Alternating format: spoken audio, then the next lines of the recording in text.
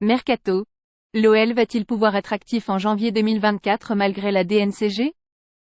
John Textor, propriétaire de l'OL, a promis de pouvoir recruter sans limite en matière de gouvernance, lors du prochain mercato hivernal dans son communiqué publié dimanche après la nouvelle défaite à Reims, 2-0. Qu'en est-il vraiment?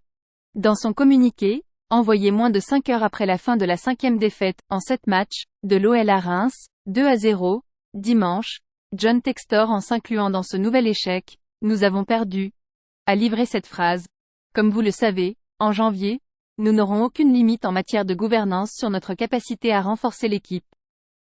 Une dizaine de joueurs vendus, des gros salaires économisés. S'il l'a écrit noir sur blanc, le boss de l'OL doit avoir des garanties. En fait, il les déduit des échanges réguliers avec le gendarme financier du football français, Direction nationale de contrôle et de gestion. Nous avons respecté l'enveloppe allouée pour la fenêtre de l'été 25 millions d'euros, et suivi aussi les recommandations au niveau de la masse salariale, explique-t-on de sources proches de la direction. Ainsi, les dirigeants lyonnais ont fait partir plus de 10 joueurs pour au total, 107,21 millions d'euros.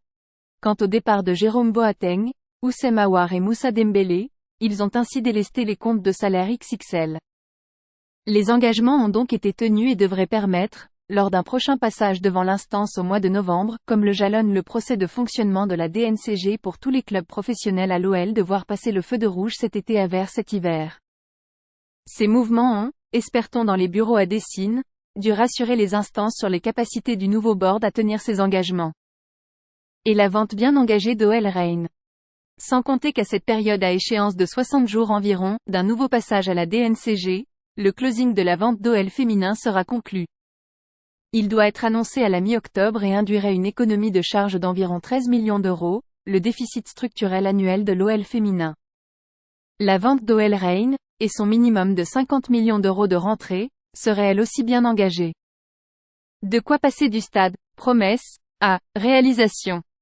De quoi encore plus rassurer la DNCG qui en saura plus aussi, sur le mandat donné à la banque Goldman Sachs, chargée de trouver 300 millions d'euros sur le marché obligataire. Une enveloppe conséquente a mené à requalifier la dette de l'OL du même montant, acquise par Jean-Michel Aulas, et transmise dans la vente à l'homme d'affaires US, auprès de 12 banques différentes.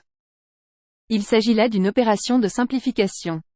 Un autre message d'importance a été lancé par John Textor dans son communiqué, son soutien sans faille à son nouvel entraîneur. Fabio Grosso fait un travail solide et apportera les ajustements en conséquence. Après 2 matchs et autant de défaites, ces mots ont de quoi le rassurer sur la considération de sa méthode, alors que le technicien italien découvre l'immensité du chantier. Quant aux joueurs ciblés dans la formule, certains joueurs réagissent bien, tandis que d'autres ne le font clairement pas, personne au club ne veut cibler des individualités. Il est juste question de piquer l'orgueil de tous, assure un proche de la direction.